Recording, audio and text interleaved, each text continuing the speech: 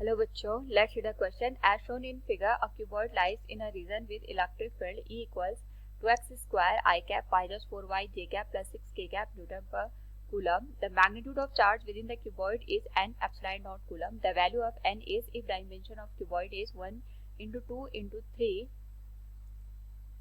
meter cube. Now to answer this question, first we will discuss here the key concept and here the key concept is given as Gauss theorem और Gauss law which state कि हमारे पास अगर कोई enclosed surface है, इस surface के अंदर जितना भी चार्ज हमारे पास गिवन होता है उस सारे चार्ज को अगर मैं यहाँ पे सम कर दूं, यानी जो एनक्लोज्ड चार्ज होता है that is divide by epsilon not, और जो हमारे पास मीडियम की परमिटिविटी होती है अगर हम उससे डिवाइड कर दे तो हमारे पास जो होल वैल्यू होती है वो इलेक्ट्रिक फ्लक्स के बराबर होती है। साथ में यहाँ पे अगर हम बात करें, जनरली हम जो फ्लक्स की वैल्यू कैलकुलेट करते हैं that is given as E dot A, और जिसको हम लिख सकते हैं यहाँ पे ई ए कॉस थीटा के बराबर। यानी जो इलेक्ट्रिक फील्ड है, जो हमारे पास सरफेस एरिया है, और electric field and surface area के नॉर्मल का जो यहाँ पे एंगल होता है थीटा, उस पर हमारे पास इलेक्ट्रिक फ्लक्स डिपेंड करता है। तो क्वेश्चन में यहाँ पे हमारे पास एक क्यूबॉइड दे रखा है, इसकी जो डायमेंशन है पहले हम उनको देख लेते हैं, 1, 2 एंड 3। 1 का मतलब हो गया इसकी जो ये लेंथ है ये 1 मीटर दे रखी है, ये जो लेंथ है ये हमारे पास 2 मीटर दे रखी है, और यहाँ पे जो हाइट दे रखी है it is given as 3 metre. पहले तो हमें ये ध्यान देना है। दूसरा हमसे ये पूछा गया है कि हमारे पास यहाँ पे जो चार्ज होगा इस क्यूबॉइड के अंदर वो कितना होगा। तो हम अलग अलग सरफेसेस के करस्पॉन्डिंग पहले ये निकालते हैं कि इस पूरे क्यूबॉइड के अंदर का फ्लक्स कितना है, क्योंकि अगर हमें एक बार फ्लक्स मिल जाए तो हम यहाँ पे गॉस लॉ का यूज करके चार्ज को कैलकुलेट कर सकते हैं। नाउ यहाँ पे फ्लक्स को कैलकुलेट करने के लिए जो हमारे पास कन्वेंशनल मेथड है that is E A cos theta, हम उसकी यहाँ पे हेल्प लेंगे।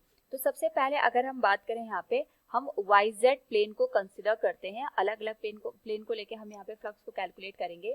तो हमारे पास जो वाई जेड प्लेन है, ये वाला जो प्लेन है, इसके करस्पॉन्डिंग हमारे पास वाई जेड प्लेन अगर मैं ड्रॉ करूँ इस तरीके से, ये हमारे पास प्लेन आ गया, और एक इसकी जो फ्रंट सरफेस है ये वाली, इस सरफेस की हम बात करेंगे। तो इसके करस्पॉन्डिंग सबसे पहले यहाँ पे हमारे पास जो इलेक्ट्रिक फील्ड और एरिया हम कंसिडर करेंगे that will be given as, हमारे पास जो इलेक्ट्रिक फील्ड दे रखा है that is E equals to x square i cap दे रखा है वाई जेड प्लेन के करस्पॉन्डिंग। यानी हमारे पास यहाँ पे जो इलेक्ट्रिक फील्ड है वो एक्स पॉजिटिव एक्स डायरेक्शन में, ये इलेक्ट्रिक फील्ड की डायरेक्शन होगी। अगर मैं इस सरफेस को कंसिडर करूँ, दिस वन द सरफेस, इसका जो नॉर्मल आएगा, नॉर्मल की जो डायरेक्शन होगी वो एरिया के परपेंडिकुलर होगी, this will be the direction of the normal for the given surface. इसी तरीके से हम ये जो बैक डायरेक्शन में हमारे पास सरफेस दे रखी है उसके लिए भी जो नॉर्मल की डायरेक्शन होगी वो सेम होगी। तो यहाँ पे अगर हम फ्लक्स को कैलकुलेट करें, पहले हम इस बैक सरफेस के लिए कैलकुलेट करते हैं, इस वाली सरफेस के लिए।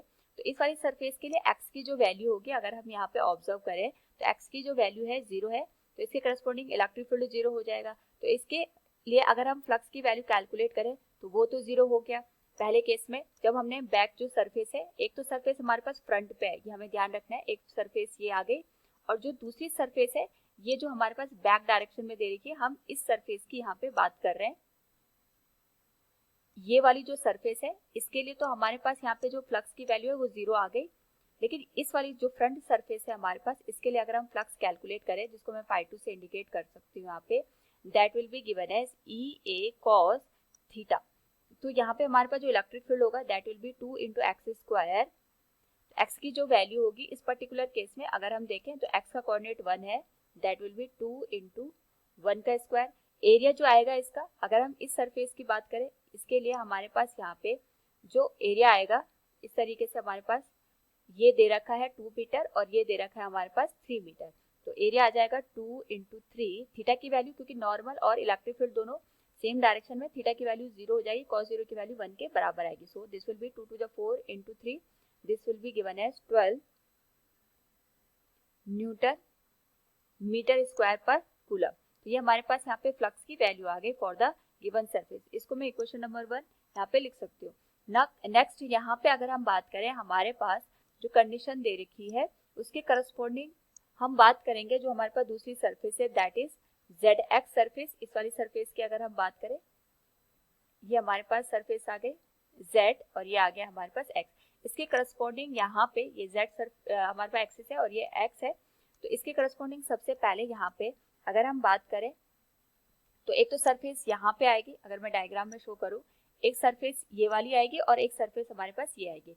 इस सरफेस के करस्पॉन्डिंग y का जो कोऑर्डिनेट है वो तो 0 है। अगेन यहाँ पे अगर मैं इसको यहाँ फाई डैश कंसिडर करूँ तो यहाँ पे हमारे पास जो y की वैल्यू है वो 0 है, इलेक्ट्रिक फील्ड की वैल्यू भी यहाँ पे 0 हो जाएगी, तो फ्लक्स की वैल्यू भी 0 हो जाएगी फॉर द गिवन सरफेस। लेकिन अगर हम बात करें फाई डबल डैश की, जो कि हम यहाँ पे देख सकते हैं, इस वाली सरफेस के लिए अगर हम बात करें, ये हमारे पास सरफेस आ गई, इसका जो नॉर्मल आएगा वो इस डायरेक्शन में आएगा, लेकिन जो इलेक्ट्रिक फील्ड दे रखा है -4yj कैप दे रखा है, यानी इलेक्ट्रिक फील्ड की जो डायरेक्शन है वो हमारे पास जस्ट अपोजिट दे रखी है। यानी इस केस में हमारे पास जो थीटा की वैल्यू आएगी वो 180 डिग्री आएगी, और यहाँ पे हमारे पास इलेक्ट्रिक फील्ड की वैल्यू 4y - j कैप दे रखी है, तो हम थीटा की वैल्यू 180 डिग्री लिखे, चाहे उसको नेगेटिव साइन के साथ रिप्रेजेंट करें, हमारे पास वैल्यू सेम आएगी। लेकिन अगर हम इसके लिए एरिया की बात करें तो x की वैल्यू, हमारे पास सरफेस ये है कुछ इस तरीके से, इसकी जो वैल्यू है ये 1 मीटर हमारे पास दे रखी है, और इसकी जो वैल्यू है ये 3 मीटर है, तो एरिया आ जाएगा 3 × 1, और y की जो वैल्यू है, y का जो कोऑर्डिनेट दे रखा है इस पर्टिकुलर केस में, दैट इज गिवन एज 2, ये हमारे पास यहाँ पे 2 के बराबर दे रखा है, तो हम इसकी वैल्यू पुट कर दें, और यहाँ पे cos 180 की वैल्यू भी हमें मेंशन करनी पड़ेगी, दैट विल बी -1, तो फाई डबल डैश की जो वैल्यू होगी that will be 4 × 2 × 3 × -1, that will become -24 newton metre square per coulomb. Now यहाँ पे हमारे पास जो फ्लक्स की वैल्यू है वो zx प्लेन के करस्पॉन्डिंग भी हमने कैलकुलेट कर दिया है। नेक्स्ट हमारे पास बचता है यहाँ पे xy प्लेन। xy प्लेन का मतलब हो गया ये जो प्लेन है ये y आ गया हमारे पास, और ये जो प्लेन आ गया ये x आ गया। अगर हम इसके लिए यहाँ पे इलेक्ट्रिक फील्ड की बात करते हैं तो इसकी वैल्यू दे रखी है 6k कैप। यहाँ पे हमारे पास जो फ्लक्स बनेगा, जितना फ्लक्स इस पर्टिकुलर सरफेस पे यहाँ पे एंटर करेगा उतना ही फ्लक्स हमारे पास यहाँ पे एग्जिट करेगा। यानी इस केस में हमारे पास यहाँ पे जो फ्लक्स बनेगा वो इक्वल बनेगा, और उसकी जो वैल्यू आएगी मैग्नीट्यूड वाइज तो सेम रहेगी, डायरेक्शन में एक दूसरे के जस्ट अपोजिट आएगी। यानी इसको मैं इस तरीके से भी ड्रॉ कर सकती हूँ। एक फ्लक्स के लिए हमारे पास यहाँ पे जो वैल्यू आएगी, अगर मैं इसको यहाँ पे फाई 2 से इंडिकेट करूँ तो इसके लिए हमारे पास जो वैल्यू आएगी अबव सरफेस के करस्पॉन्डिंग मैग्नीट्यूड वाइज तो वो सेम आएगी, लेकिन यहाँ पे जितना फ्लक्स एंटर करेगा उतना ही फ्लक्स हमारे पास दूसरी सरफेस से एग्जिट करेगा। एक के लिए थीटा की वैल्यू 0 डिग्री होगी तो दूसरे के लिए थीटा की वैल्यू 180 डिग्री होगी। यानी यहाँ पे जो नेट फ्लक्स बनेगा हमारे पास वो 0 के बराबर बनेगा, क्योंकि हमारे पास यहाँ पे जो इलेक्ट्रिक फील्ड की वैल्यू दे रखी है वो कांस्टेंट दे रखी है, और एरिया भी कांस्टेंट हमारे पास यहाँ पे हमें देखने को मिलेगा। इसलिए यहाँ पे हमारे पास जो XY प्लेन है इसके करस्पॉन्डिंग जो नेट फ्लक्स बन गया वो 0 के बराबर बनेगा। सो अगर हम यहाँ पे टोटल फ्लक्स की बात करेंगे that will be given as, जो हमारे पास फर्स्ट केस में हमने यहाँ पे फाइंड आउट किया था, that was phi 2 plus phi double dash plus phi net, तो हमारे पास ये वैल्यू तो 0 आ गई। फाई 2 की value 12 newton metre square per coulomb है, फाई डबल डैश की वैल्यू -24 है, तो जो वैल्यू बनेगी हमारे पास that will be -12 newton metre square per coulomb. Now यहाँ पे हमें जो फ्लक्स की वैल्यू मिली है 12 newton metre square per coulomb, ये यूज करके हम टोटल चार्ज की वैल्यू कैलकुलेट कर सकते हैं। तो total flux will be given as total charge enclosed divided by epsilon naught, क्योंकि हमें यहाँ पे टोटल चार्ज की वैल्यू कैलकुलेट करनी है। तो जो टोटल चार्ज होगा that will be given as, हम केवल मॉड वैल्यू यहाँ पे कैलकुलेट करेंगे तो हमारे पास वैल्यू बन जाएगी यहाँ पे 12 into epsilon naught, negative sign हमने रिमूव कर दिया। और अगर हम इसका कंपैरिजन करें n इंटू एप्सिलॉन नॉट से, जो कि क्वेश्चन में हमें दे रखा है, तो n की जो वैल्यू निकल के आएगी that will be 12। So from the given question we can say here the value of n is 12। Hope all you understood it. Thank you and best of luck.